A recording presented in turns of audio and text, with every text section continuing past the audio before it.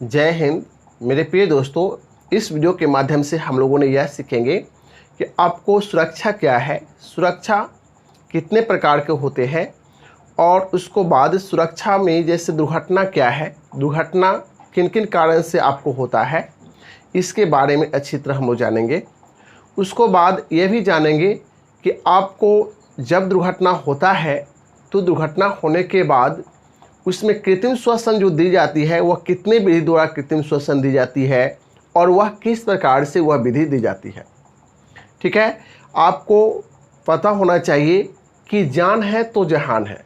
यदि हम लोग स्वस्थ रहेंगे तो हम किसी भी जो हमारे सामने जो पृथ्वी पर कोई भी वस्तु है उसको अच्छी तरह हम लोग उसको जांच परख कर सकते हैं, आनंदमय जीवन बिता सकते हैं। लेकिन यदि हम लोग की शरीर, किसी व्यक्ति की शरीर यदि अस्वस्थ रहे तो वह आपको किसी भी काम को यदि दिया जाए या कोई भी वस्तु उसके सामने रख दिया जाए, अच्छे से अच्छे वस्तु रख दिया जाए तो उसका उपयोग नहीं कर पाएगा और नहीं कोई काम कर पाएगा। तो इसलिए आपको सुरक्षा बहुत ज़रूरी होता है। ठीक है, जैसे कि अभी कोरोना काल है। ठीक है, अभी कोरोना का इतना विस्तार हो रहा है, उसमें यदि सेफ्टी यदि नहीं अपनाएंगे, यदि सेफ्टी में आपको जो मूल रूप से जो कहा जाता है जैसे कि सैनिटाइजर का बार बार प्रयोग करना या आपको मास्क का प्रयोग करना, ठीक है, या आपको सोशल डिस्टेंसिंग का पालन करना, तो इस तरह से जो आपको कहा जाता है सेफ्टी के लिए, तो वह बहुत ही मूल काम होता है, वह करना चाहिए। नहीं तो यदि जीवन है तो हम लोग हर तरह से आपको आनंदमय जीवन को बिताते हैं, हर वस्तु को परखते हैं, जांचते हैं, उपयोग करते हैं, ठीक है, और हर तरह से उसका उपयोग करते हैं।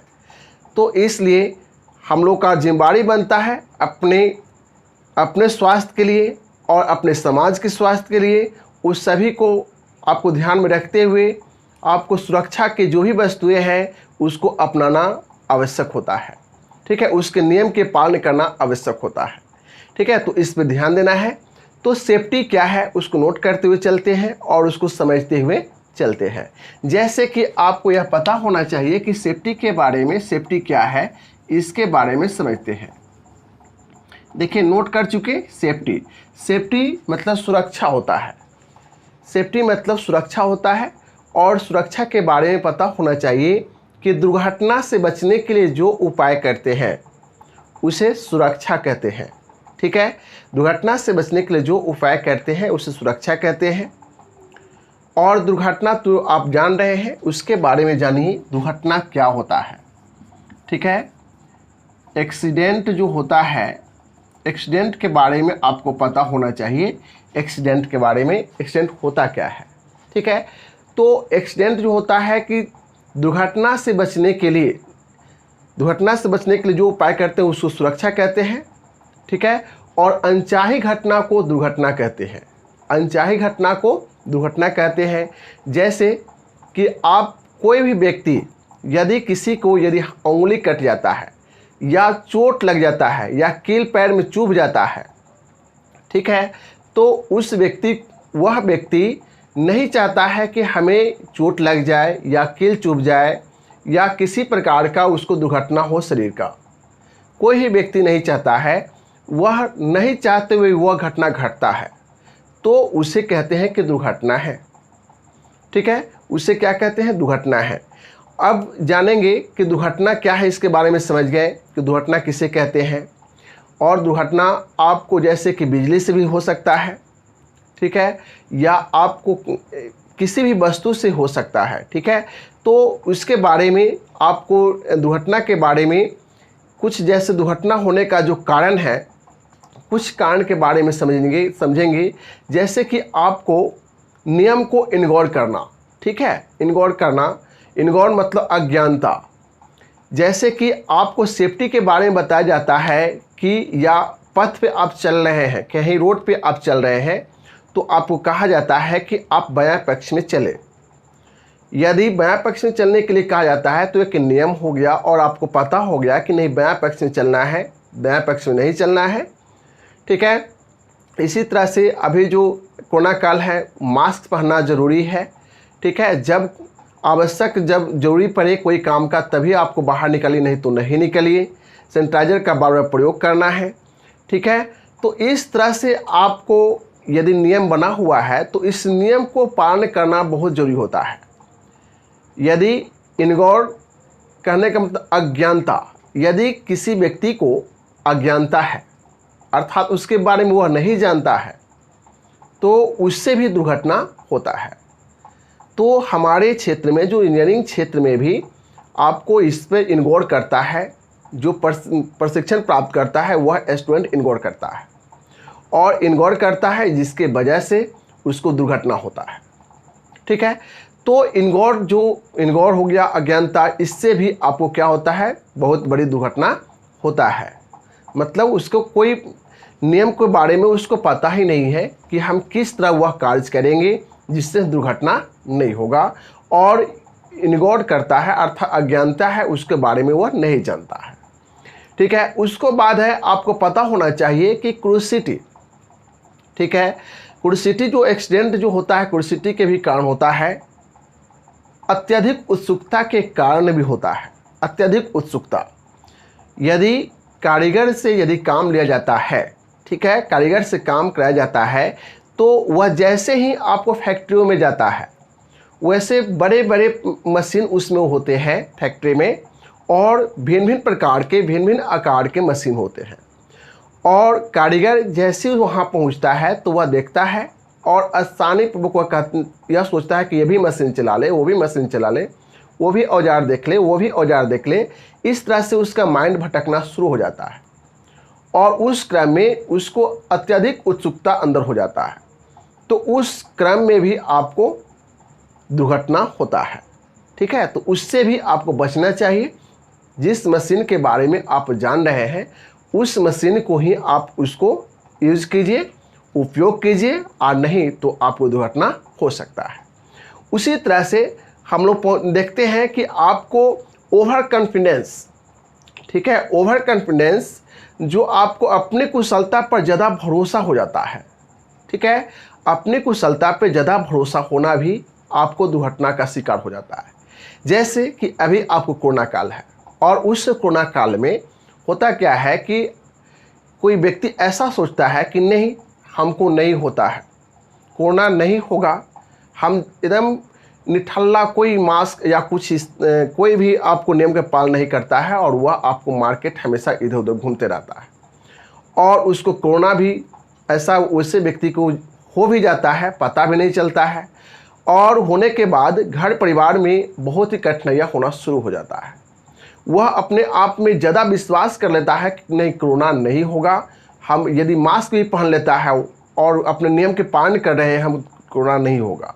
तो या कोई समझिए कि बीमारी के बारे में, या आपको वह जैसे कोई मशीन कहीं चला रहा है तो उस मशीन के चलाने में वह दिमाग में यह सोच लेता है कि इस मशीन को हम आसानी पूर्वक कम समय में अधिक से अधिक प्रोडक्शन दे सकते हैं, ठीक से अधिक प्रोडक्शन दे सकते हैं। तो उस क्रम में क्या होता है कि वह ओवर कॉन्फिडेंस हो गया, अपने आप पर ज़्यादा विश्वास हो गया, और उससे भी आपको क्या होता है कि ज़्यादा प्रोडक्शन के चलते उसके हाथ पैर या कोई भी अंग उस मशीन में फंस जाता है और उससे दुर्घटना होता है, ठीक है। तो इस तरह से आपको दुर्घटना होता है। उसी तरह से आपको पता होना चाहिए कि लॉस ऑफ इंटरेस्ट, ठीक है, जैसे कि आपको कोई काम दिया जाता है फैक्ट्रियों में और आपको काम कराया जाता है, तो उस क्रम में क्या होता है कि उस काम करने में लग्न नहीं होता है, एक लग्न में कमी आ जाता है। काम करने में क्या है, इंटरेस्टिंग लग्न की कमी, मतलब उसमें काम जो करना चाहिए जिस लग्न से, वह काम में वह रुचि नहीं रहता है, एक आपको कह सकते हैं कि लग्न नहीं रहता है, ठीक है। तो एक इंटरेस्ट उसको नहीं रहता है, अंदर एक रुचि घट जाता है, तो उस क्रम में भी वह आपको एक्सीडेंट होता है। कभी भी कोई काम कीजिए, उसको करने पर आप क्या करना है कि उसको पूरे लगन से, मन से उसको काम कीजिए, नहीं तो वह काम आपको अधूरा हो जाएगा। जैसे कि आप किसी मशीन पे काम करना शुरू कर दिए, करने के क्रम में आपको रुचि नहीं है, वह काम करने का रुचि नहीं है, आप यहाँ काम कर रहे हैं और आप घर के मैटर को सोच रहे हैं, आपको मार्केट के मैटर को सोच रहे हैं और यहाँ आप काम कर रहे हैं।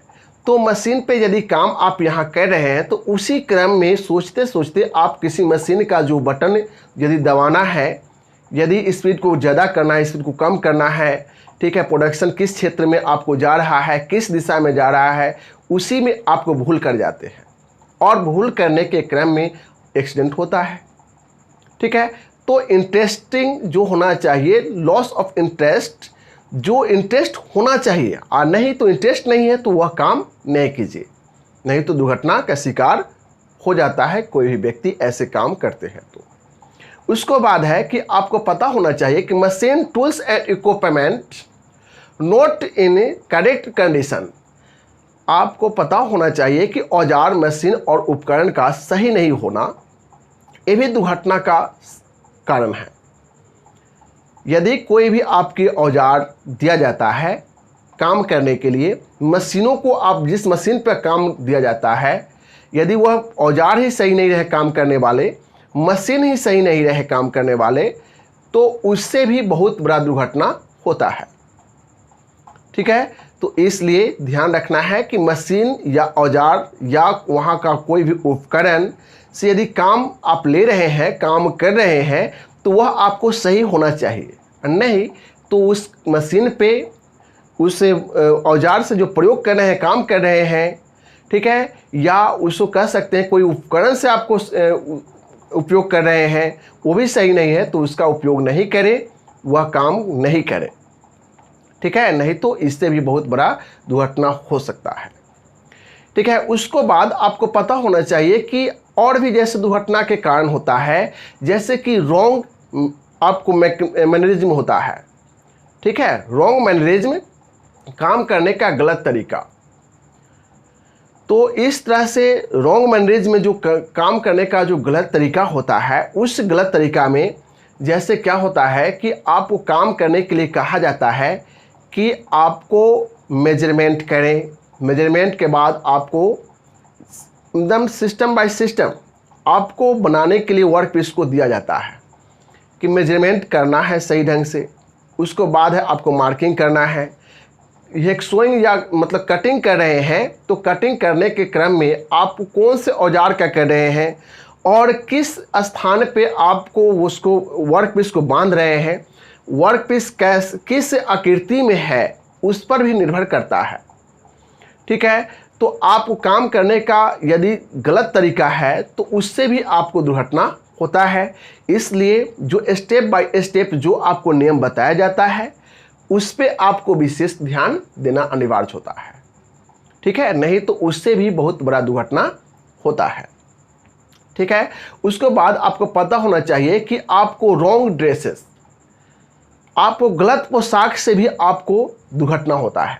जैसे कि आपको इतना अधिक यदि टाइट पहन लीजिए, जो मशीन पे यदि काम करना चाहेंगे या किसी औजार को आप उठाना चाहेंगे, तो वह उस औजार को आप नहीं उठा पाएंगे। ठीक है, तो उससे भी आपको बहुत बड़ा दुर्घटना हो सकता है। इसलिए आसानी पूर्वक कोई भी औजार को उठा लें। ठीक है, किसी मशीन के जो बटन, मशीन पे काम कर रहे हैं तो किसी मशीन के बटन को ऑन ऑफ करना है तो उस ऑन ऑफ आसानी पूर्वक कर लें। ठीक है, कोई भी आपको मेटल को उठाना है, ठीक है, मशीन पे प्रोडक्शन देना है, उठाकर और उसको मशीन में लगाना है, किसी मशीन पार्ट को जोड़ना है, तो उस क्रम में आसानी पूर्वक आप उसको उठा सकें, उसमें कोई दिक्कत नहीं हो। अर्थात कहने का मीन्स है कि ज़्यादा आपको जो पोशाक ज़्यादा ढीला नहीं हो, न ज़्यादा आपको टाइट हो। ठीक है, तो इस पर भी आपको दिमाग देना चाहिए। यह नहीं कि आपको धोती ही पहन लीजिए और एक धोती का भाग आपको मशीन के चपेट, मशीन पे काम कर रहे हैं तो उस मशीन के चपेट में चला जाए, उस मशीन के आपको रनिंग पार्ट है, जो मूव पार्ट है, उसमें फंस जाए और उससे आपको बहुत बड़ा दुर्घटना हो जाए। तो इस तरह से आपको उस पर भी आपको ध्यान देना अनिवार्य होता है। ठीक है, उस पर भी आपको ध्यान देना है कि आपको सही पोशाक का इस्तेमाल करना है।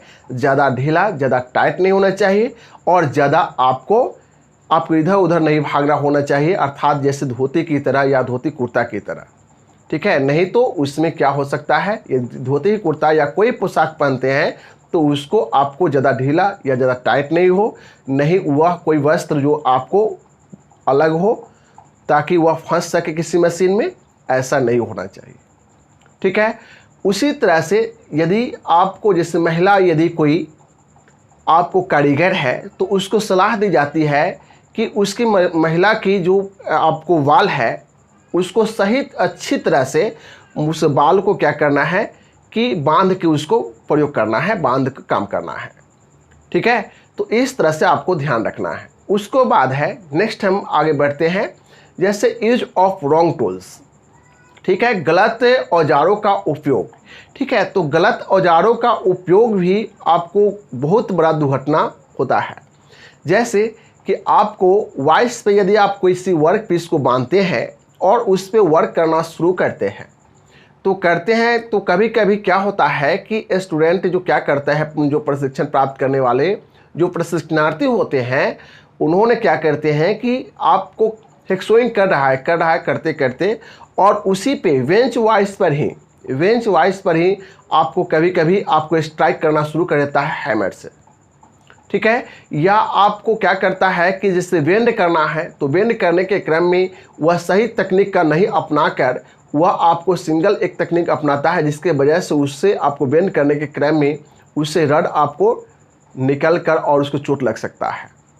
ठीक है। या मूव पार्ट है उसमें, ठीक है, तो उस मूव पार्ट कर रहा है, गलत औजार का जो प्रयोग कर रहे हैं, जैसे कि माप कर रहे हैं, जैसे हमें चाहिए आपको 80 mm चाहिए। ठीक है। और वह आपको उससे अधिक 5 mm ले लेते हैं या उससे 5 mm कम ले लेते हैं और उस मशीन में फिट नहीं हो पाता है और मूव कर रहा है पार्ट्स, और उस पार्ट्स में हमको बनाना है और उसको फिट करके उसको देना है। तो उस क्रम में क्या होगा कि उससे भी दुर्घटना होता है। ठीक है। तो इससे भी आपको बच के चले। ठीक है। नेक्स्ट है कि आपको डेंजरस मटेरियल्स, ठीक है, खतरनाक पदार्थ से भी बचना चाहिए, नहीं तो इससे भी बहुत बड़ा दुर्घटना होता है। जैसे कि आपको कॉपर सल्फेट जो होता है, कॉपर सल्फेट आपको मार्किंग मीडिया पदार्थ होता है और यदि उससे आप मार्किंग करना शुरू कर रहे हैं तो उस क्रम में आपको अच्छी तरह हाथ धोकर और अच्छी तरह साफ सफाई करके ही आपको उसको मार्किंग करने के बाद, साफ सफाई करने के बाद आपको कोई भोजन करना चाहिए या कोई काम करना चाहिए, नहीं तो उससे भी दुर्घटना होता है। या जहरीले गैस से निकल रहा है तो उससे आपको जहरीले गैस से भी बचाव करना चाहिए। ठीक है। या कोई भी आपको डेंजरस जो पदार्थ रखा हुआ है उससे भी आपको बचाव करना चाहिए। इलेक्ट्रिक परिपथ से भी बचाव करना चाहिए। तो खतरनाक पदार्थ से भी आपको बचाव करना चाहिए, नहीं तो उससे भी बहुत बड़ा दुर्घटना होता है। उसको बाद आपको पता होना चाहिए कि कभी कभी जो होता है कि मशीन का कवर नहीं होता है, मशीन जो होता है कवर नहीं होता है, वह नंगा मशीन होता है।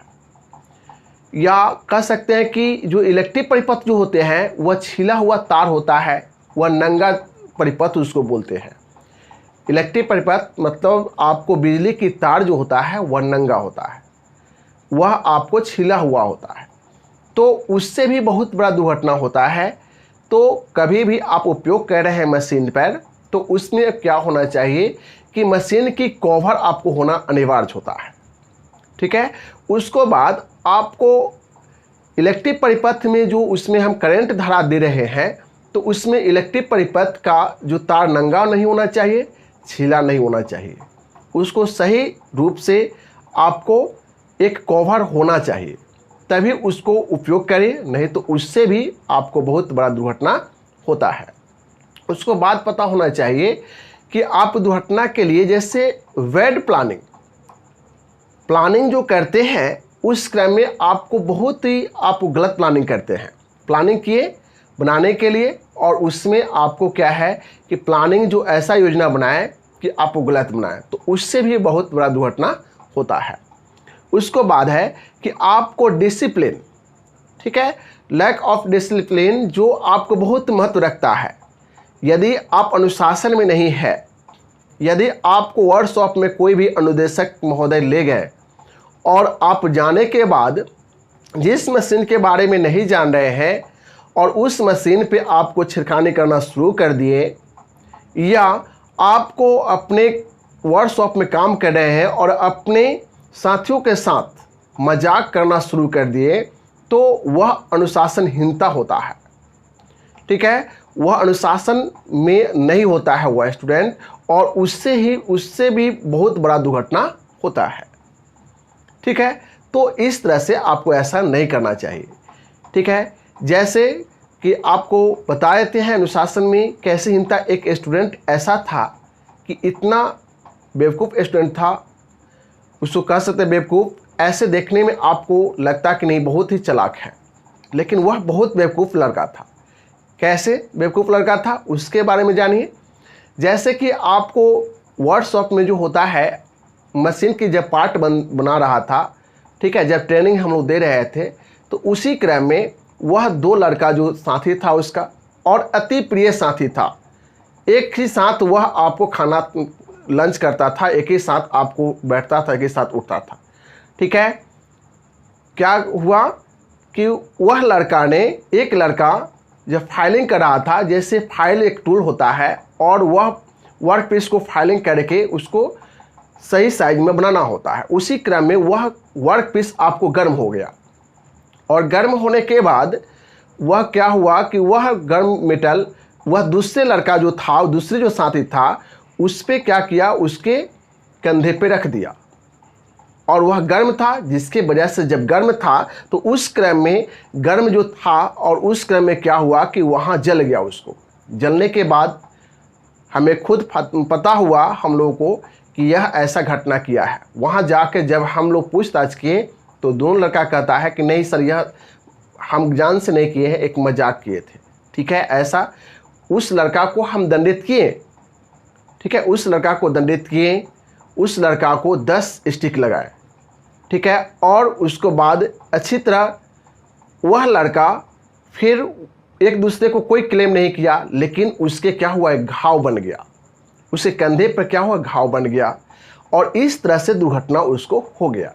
तो ऐसे मजाक में भी दुर्घटना लोग करते हैं, स्टूडेंट मजाक में भी दुर्घटना करते हैं। ऐसे आप नहीं करें, और नहीं तो कभी कभी तो जल ही गया, कभी कभी जान से भी हाथ धोना पड़ता है। मजाक में जान से भी हाथ धोना पड़ता है, तो ऐसा नहीं करें। ठीक है, उसको बाद है आपको वेड लाइट अरेंजमेंट। जिस आपको वर्कशॉप में आप काम कर रहे हैं, उस वर्कशॉप में उचित प्रकाश होना जरूरी होता है। जिस वर्कशॉप में काम कर रहे हैं उस वर्कशॉप में उचित प्रकाश होना जरूरी होता है। यदि उसमें उचित प्रकाश नहीं है तो उस वर्कशॉप में आप काम नहीं करें, नहीं तो आपको वह किसी भी कारणवश आपको दुर्घटना हो सकता है। जैसे कि कोई वस्तु पे आप कोई मशीन पे काम कर रहे हैं या किसी औजार का उपयोग कर रहे हैं, उसमें जैसे पंचिंग करना या हैमरिंग स्ट्राइकिंग कर रहे हैं, तो उस क्रम में वस्तु यदि दिखाई नहीं देगा तो उससे भी आपको बहुत बड़ा दुर्घटना हो सकता है। तो प्रकाशमय होना चाहिए, उचित प्रकाश आपको वर्कशॉप में होना चाहिए। ठीक है, तभी आप उस वर्कशॉप में सही से काम करें। ठीक है, तो ये सभी कारण था दुर्घटना का, ये सभी कारण था। ठीक है, और इस सभी से आपको बचना जरूरी होता है। ठीक है, तो ये सभी से आपको बचना चाहिए, नहीं तो आपको बहुत बड़ा दुर्घटना हो सकता है। चलिए हम आगे बढ़ते हैं नेक्स्ट टॉपिक के में। जैसे नेक्स्ट टॉपिक में क्या बढ़ते हैं कि आपको सेफ्टी के बारे में बताएं कि सुरक्षा क्या है, एक्सीडेंट क्या है, और सुरक्षा कितने प्रकार के होते हैं उसके बारे में हम लोग समझते हैं। ठीक है, सुरक्षा कितने प्रकार के होते हैं। चलिए, सुरक्षा कितने प्रकार के होते हैं उसे समझने से पहले हम लोग यह समझ लेते हैं कि आपको जब दुर्घटना हो जाता है, तो दुर्घटना होता है तो कृत्रिम श्वसन देने के लिए कितने विधि द्वारा कृत्रिम श्वसन दी जाती है, इसके बारे में पहले समझ लेते हैं। ठीक है, और नेक्स्ट वीडियो में हम लोग समझेंगे कि आपको सुरक्षा कितने प्रकार के होते हैं, और सभी सुरक्षा के बारे में विस्तार से हम लोग जानेंगे। चलिए तो पहले समझते हैं कि आपको कृत्रिम श्वसन देने के लिए, रोगी को कृत्रिम श्वसन देने के लिए कितने विधि द्वारा आपको कृत्रिम श्वसन दी जाती है।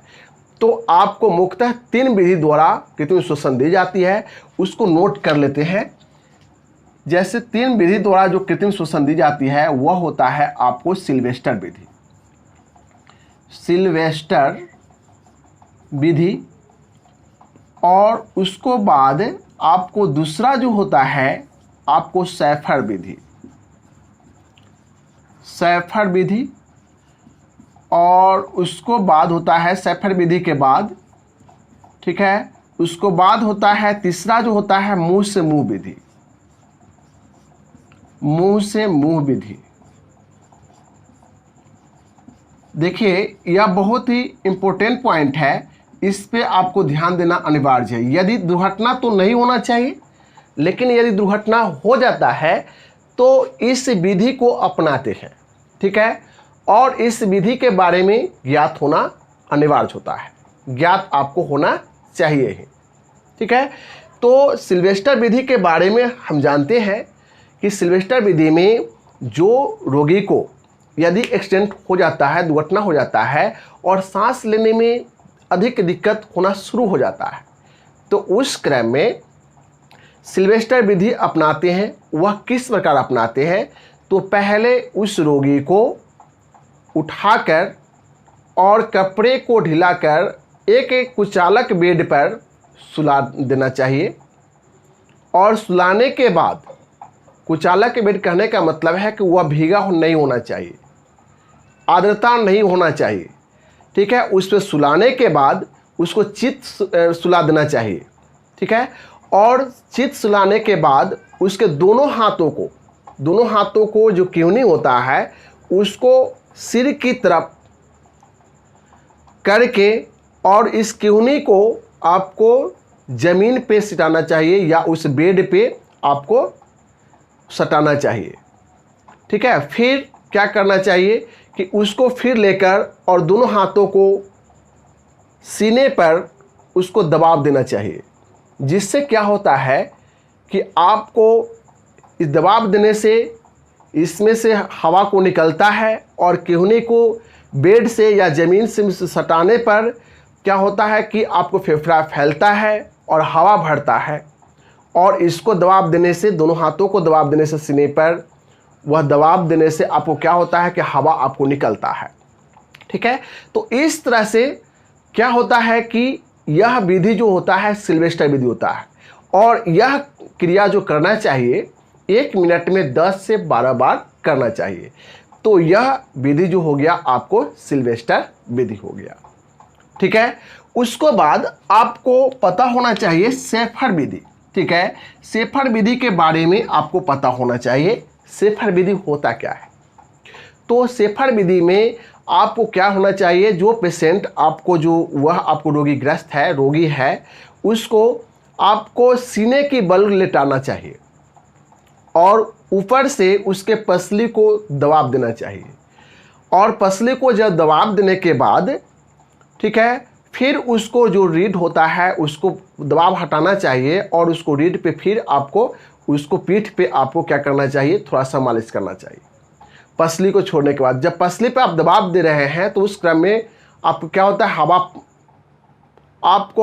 क्या होता है कि पास होता है, और जैसे आपको हटाते हैं दबाव तो वह क्या होता है, हवा आपको उसमें भरता है। तो ये भी क्रिया 1 मिनट में 10 से 12 बार करना चाहिए, जो यह आपको शैफर विधि कहलाता है, ठीक है।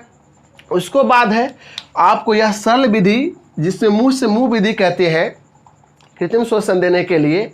तो उस क्रम में क्या होता है कि जैसे कि आपको एकाएक जैसे करंट लगा या किसी कारणवश वह आपको मूर्छित पड़ गया, ठीक है, मूर्छित पड़ गया अर्थात उसमें सांस लेना बंद हो गया साफ पूरी तरह से।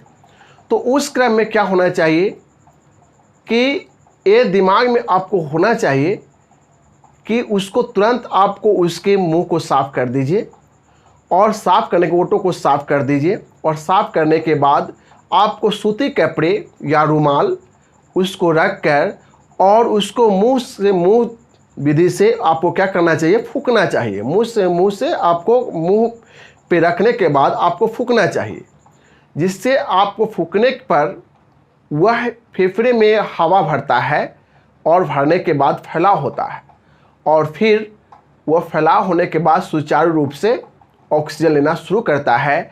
तो यह क्रिया फिर मुंह हटाना चाहिए जिससे हवा निकल सके, और उसके बाद यह क्रिया 1 मिनट में 15 से 20 बार करना चाहिए।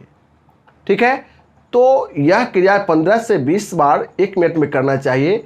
तो इस तरह से आपको मुंह से मुंह विधि द्वारा कृत्रिम श्वसन दी जाती है पेशेंट को। हम लोग जान गए। ठीक है, चलिए इस वीडियो को ज़्यादा लंबा भी नहीं हो, और नेक्स्ट वीडियो में हम फिर इस सेफ्टी का नए टॉपिक के साथ हम आएंगे। नए वीडियो पाने के लिए इस वीडियो को लाइक करें, शेयर करें, सब्सक्राइब कर लें और बेल आइकन को दबा लें, ताकि नए वीडियो का नोटिफिकेशन आप तक पहुंच पाए और आप इसका लाभ उठाएं।